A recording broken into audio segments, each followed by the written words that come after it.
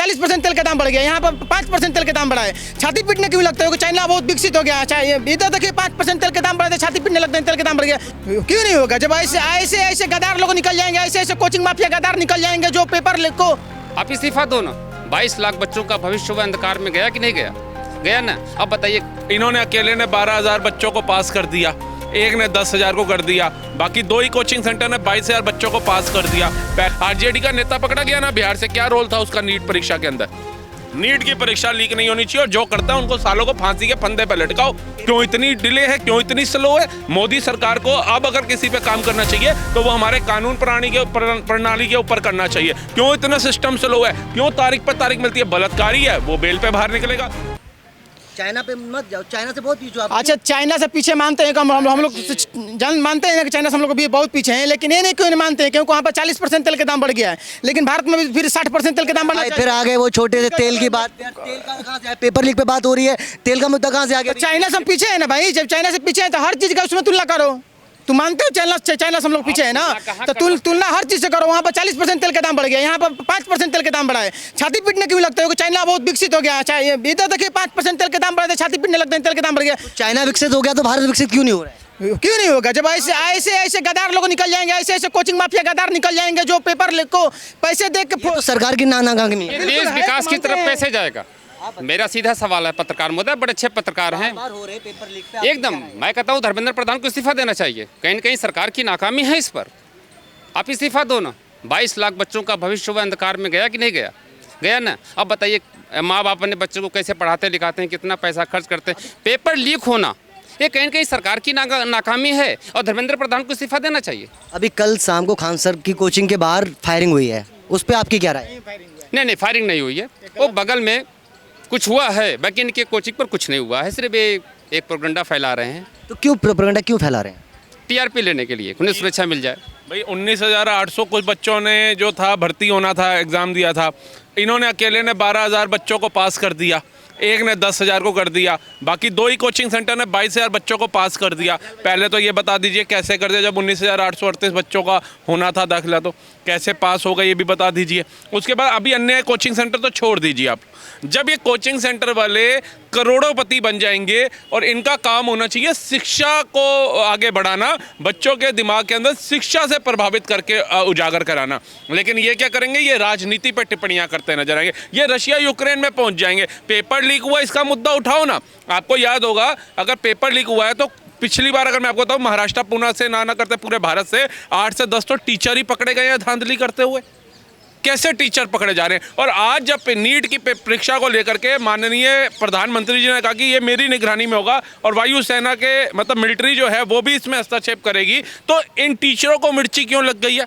आपको पता है चाइना से कंपेयर करते हैं, चाइना के अंदर आप जरा पढ़ के देखेंगे ना, चाइना आज आगे क्यों है? आज़ाद तो हमारे 1 साल बाद हुआ था, हम 47 में हुए, वो 48 में हुआ, लेकिन आज आगे क्यों है? जब वहाँ पे इस तरीके की सरकारी आवेदन परीक्षाएं होती है ना, जब तब जा करके उनके टीचरों को भी नज़रबंद कर दिया जाता है, क्योंकि उन्हें पता है कि ये टीचर हो, चाहे ये कुछ नेता हो, चाहे धांधलीबाज विपक्ष हो, ये कहीं ना कहीं ऐसी कार्यस्तानी करेगा। उन्हें कोई मतलब नहीं बच्चों का भविष्य खराब हो रहा नहीं हो रहा। आरजेडी का नेता पकड़ा गया ना बिहार से, क्या रोल था उसका नीट परीक्षा के अंदर? और जब प्रधानमंत्री हमें आश्वासन दे रहे हैं तो हम कह रहे हैं नहीं, प्रधानमंत्री का इस्तीफा ले लो। अरे प्रधानमंत्री की अगर कार्यवाही नेतृत्व में एक ये चीज़ गलत हुई तो 99 काम अच्छे भी हुए। हम ये कह सकते हैं प्रधानमंत्री को कि प्रधानमंत्री जी हमारा भरोसा है, आप नीट की परीक्षा लीक नहीं होनी चाहिए और जो करता है उनको सालों को फांसी के फंदे पर लटकाओ। पेपर लीक के लिए कौन जिम्मेदार है, सिस्टम या आरोपी? देखिए सिस्टम भी है और आरोपी भी है। आप बताइए, बलात्कार जो करता है इंसान, उसके साथ देने वाला भी तो गुनाहगार होता है या कोर्ट छोड़ देती है? कह रहे तू तो देख ही रहा था ना, तूने तो हाथ ही पकड़े थे ना, तूने तो पैर ही पकड़े थे ना, बलात्कार तो उसने किया, तुझे छोड़ती है? तो ये पेपर खरीदने वाले भी गुनाहगार हैं, बेचने वाला गुनाहगार है, लेकिन जो 5-5, 10-10 लाख रुपया खरीद रहे हैं वो भी बच्चों का भविष्य खराब कर रहे हैं। उन्हें भी आजीवन कारावास की सजा का प्रावधान होना चाहिए। पेपर लीक रोकने के लिए सरकार को क्या कदम उठाने चाहिए? बिल्कुल जो योगी बाबा कर रहे हैं जिहादियों के साथ, वही इन पेपर लीक वालों के साथ करना चाहिए। सीधा इनकाउंटर होना चाहिए ऐसे लोगों का, क्योंकि एक सड़ा हुआ से पूरी पेटी को खराब करता है और आज कहीं ना कहीं हमारी शिक्षा प्रणाली जो है उसको खराब किया जा रहा है इन पेपर लीक करने वालों के माध्यम से। बार बार पेपर लीक होने की वजह से छात्राओं का कहीं ना कहीं भविष्य भी अंधकार में जा रहा है। इसके ऊपर आपका क्या कहना है? बिल्कुल जा रहा है। उसके माँ बाप से पूछो जो बेचारा तत्ती दोपहर के अंदर 40-48 डिग्री के अंदर मेहनत करता है किसान के रूप के अंदर और अपने बच्चे की फीस भरता है और बाद में पता चलता है उस बच्चे की मेहनत भी खराब गई और उस माँ बाप का पसीना भी खराब गया। तो ऐसे लोगों का तो एनकाउंटर होना चाहिए और कोई इनका कोई सुझाव नहीं है। मैं कल देख रहा था 85 वर्ष के बुजुर्ग को 3 साल की कोर्ट ने सजा सुना दी। क्यों? गुनाह उसने किया 32 साल पहले और सजा सुना रहे हो तुम उसको 85 साल की उम्र में, जब वो ठीक से चलने लायक भी नहीं है।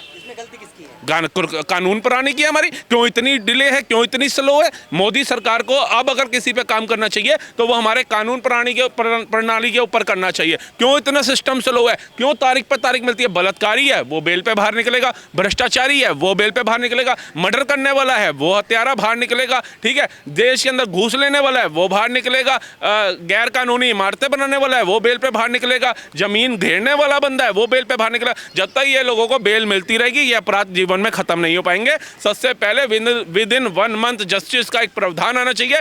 1 महीने के अंदर उसको फांसी की सजा होनी चाहिए जो भी गुनाहगार, जो भी कल्प्रिट है। डिजिटल सिस्टम से पेपर हो रहे हैं, क्या वो पूरी तरह सुरक्षित है? देखिए सुरक्षित तो क्या है, सुरक्षित तो इस आम इंसान नहीं है भारत के अंदर। आप क्या मानते हैं कि आम इंसान भी सुरक्षित है भारत के अंदर? एक हिंदू की हत्या होती है, जब तक उसके ऊपर कार्रवाई चलती है, उसके ऊपर धरने प्रदर्शन होते हैं, एक और हिंदू मार दिया जाता है। तो आप मुसलमान भी मारे जा रहे हैं भैया। सर मुसलमान मारे जा रहे हैं कितने? गिनती देखिए। क्या कोई मुसलमान मुझे ऐसा बताइए कि हिंदू गया उसके क्षेत्र में बम बांध के फट गया हो? मेरे को बताइए। कोई हिंदू गया हो उसने बोला आ यार होली का त्योहार है तेरे को गुजिया खिलाता हूँ अपने घर और मार दिया हो? मुसलमान मारे जा रहे हैं, निंदनीय है, मैं उसका समर्थन नहीं करता हूँ, निंदनीय है। लेकिन जो केस हिंदुओं की हत्याओं में नजर आ रहे हैं ना, वो ऐसे केस नहीं है कि वो जा रहा था ऊपर से इमारत गिर गई और मर गया। सोची समझी साजिश के तहत मारा जाता है, उसको कहा जाता है अपराध। क्या कदम उठाना चाहिए ऐसे लोगों के? सर जो योगी बाबा उठा रहे हैं, कहते हैं ना एक कहावत है देर आए दुरुस्त आए, तो उनके योगी बाबा के तो चैप्टर में देर का तो शब्द ही नहीं है ना। उन्होंने तो देर को खत्म कर रखा है, दुरुस्त करके कार्रवाई होती है वहाँ पे। अगर किसी से गलती हो जाती है क्या उसका एनकाउंटर करना ठीक है? सर गलती किसी का मर्डर कर दोगे आप? किसी का माँ का कोख काली कर दोगे आप? किसी के परिवार का चिराग भी बुझा दोगे आप? और वो गलती होगी तो गलती तो तुम्हारे नाबालिग था वो बच्चा, गलती हो जाती है नाबालिग बच्चे में। ये जहांगीरपुरी से लेकर के बुराड़ी तक जितने भी केस आ रहे हैं ये सारे ही नाबालिग हैं। मैं कह रहा हूँ नाबालिग बालिग कानून एक होना चाहिए। नाबालिग की आड़ के अंदर आप ये नहीं करोगे कि नाबालिग को आपने आगे कर दिया और किसी के घर का चिराग बुझा दिया। नाबालिग बालिग कोई मायने नहीं रहता। जो बच्चा नाबालिग होता है 17 साल का, उसे पता है रेप कैसे करना है, उसे पता है कि शादी करके बच्चा कैसे पैदा करना है 14 साल की उम्र में। उसे ये नहीं पता कि मैं अपराध कर रहा हूँ, उसका मेरे को खामियाजा क्या भुगतना पड़ेगा। असद के भाई ने उसकी कब्र पे कहा कि मैं बदला लूंगा। हाँ तो यही तो विचारधारा खत्म करनी है ना, बदला लूंगा। तुम्हारे भाई ने जो किया वो सही था। ऐसे तो वो हिंदू जो मारा गया उसके परिवार के लोग कहेंगे हम भी बदला लेंगे, तो फिर लड़ते रहो। एक लड़ाई लड़ी अंग्रेजों से, एक लड़ाई लड़ी मुगलों से, और अब लड़ाई लड़ो तुम आपस के अंदर ही। नेता अपनी कुर्सी गर्म कर रहा है, उसे क्या मिल रहा है? तुम्हें ईद मनानी थी, तुम्हारा तो सबसे पाक त्योहार था, लेकर जाते उसको, गले मिलता, सब कुछ करते, लेकिन तुमने पीठ में छुरा घोंप दिया उसको। ये इंसानियत है? नहीं है। कलाम बनो, कसाब मत बनो। मैं बार बार कहता हूँ कलाम बनोगे पूरा विश्व नहीं पूरा दुनिया तुम्हारे को सैल्यूट ठोके।